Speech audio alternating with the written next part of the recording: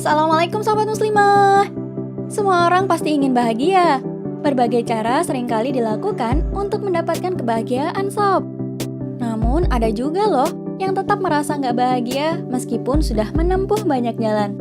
Sampai-sampai Genpi.co mengungkapkan riset yang menyatakan bahwa 60% orang hanya pura-pura bahagia.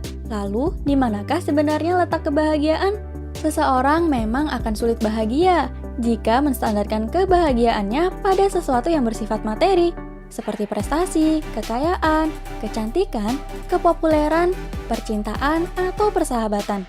Sebab materi memiliki sifat yang terbatas dan semakin lama dinikmati akan semakin berkurang kenikmatannya. Misalkan aja nih kita buka puasa, pakai 1 mangkok es campur akan terasa nikmat luar biasa. Tapi jika es campur tadi semakin ditambah, dan kita paksa untuk menghabiskannya dalam satu waktu, maka kita akan merasa begah. Setiap hari buka puasa dengan es campur, sesuka apapun kita dengan es campur tersebut, dijamin deh akan timbul rasa bosan.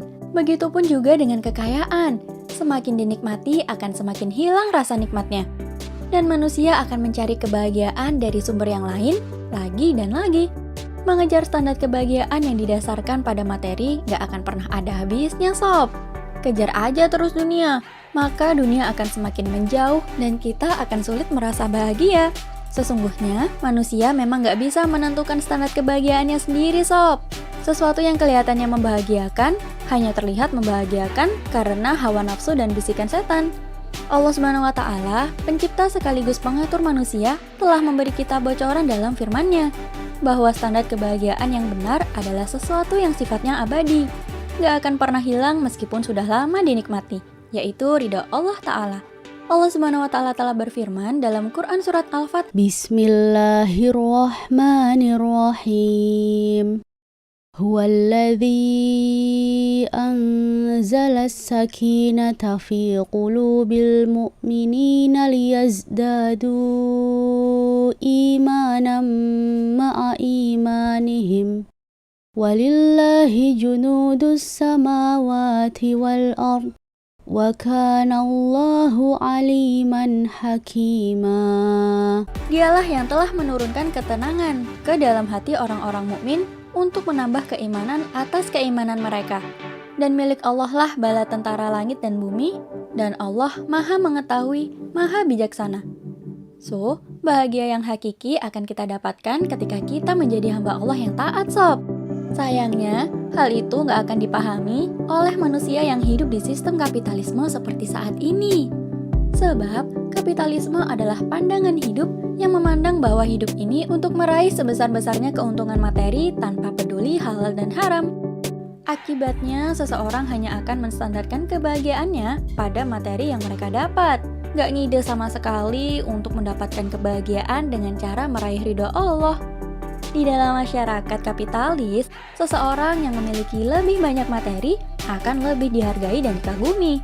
Akibatnya, orang-orang akan berlomba-lomba untuk mendapatkan materi sebanyak-banyaknya. Dari lahir mah orang sudah didoktrin seperti itu. Hal ini diperparah dengan media yang menyebarkan standar kebahagiaan ala kapitalis melalui film, sinetron, dan iklan-iklan. Demi mendapatkan keuntungan, dibuatlah seolah-olah yang bahagia adalah yang mereka yang banyak uang, yang cantik, dan mapan. Para penonton pun jadi makin terstimulus untuk mengejarnya sob. Negara yang mencari untung akan membiarkan tayangan-tayangan itu. Sama sekali nggak meluruskan bagaimana seharusnya seorang muslim harus mematok kebahagiaannya. So, supaya kita nggak termasuk orang yang tersesatkan, kita harus mengkaji Islam sob. Betapa sulitnya kita bahagia jika standar kebahagiaan ala kapitalis itu masih menjadi prinsip hidup kita. Kita harus menyikat habis pemikiran-pemikiran kapitalis yang sudah terlanjur nempel dengan mengikuti pembinaan bersama kelompok dakwah Islam ideologis yang akan dengan istiqomah membentuk kita menjadi seseorang yang berkepribadian Islam. Tapi, nggak cukup kita baik sendirian ya. Jika masyarakat masih kapitalis, maka kita juga akan susah berubah sob. Nggak jamin juga sih anak cucu kita nanti bakalan selamat dari pemikiran yang salah ini kalau kita terus membiarkan sistem kapitalisme tetap eksis di muka bumi. So, kita pun harus mengubah masyarakat menjadi masyarakat yang islami, Sob. Menghapuskan pemikiran kapitalis di benak masyarakat dan menggantinya dengan pemikiran Islam yang mulia. Dengan cara apa? Dengan cara berdakwah, sebagaimana Rasulullah dulu mengubah masyarakat Arab jahiliyah menjadi masyarakat Islam yang berkepribadian tinggi. Namun, meskipun masyarakat sudah berubah islami, standar kebahagiaan yang salah ini akan tetap saja eksis jika negara masih menggunakan sistem kapitalisme sebagai sistem kehidupan. So, sistem kehidupan yang diterapkan negara juga harus sistem Islam ya, Sob. Dalam Islam, negara berkewajiban melindungi warga negaranya dari pemikiran non-Islam yang merusak, termasuk kapitalisme ini. Sehingga, negara akan mengontrol ketat media dan menjadikannya sebagai alat edukasi dan penguat ketakwaan masyarakat. Masya Allah, luar biasa sekali ya Allah memberikan aturan kepada kita standar kebahagiaan bukan standar yang semu. Dan ada mekanisme untuk menjadikan standar tersebut supaya bisa diambil masyarakat dan bisa melindungi masyarakat dari standar-standar yang salah. Perubahan menuju sistem kehidupan Islam hanya akan terjadi ketika ada orang-orang yang memperjuangkannya, Sob. Orang-orang tersebut pasti ada karena Allah telah menjanjikan kemenangan Islam di masa depan. Masalahnya, apakah kita termasuk bagian dari orang-orang tersebut?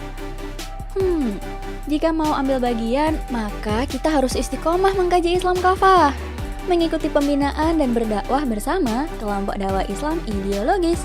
Dengan bersama-sama, kita akan saling menguatkan dalam perjuangan untuk mengembalikan kehidupan Islam. Jangan lupa tonton terus video-video MMC lainnya ya.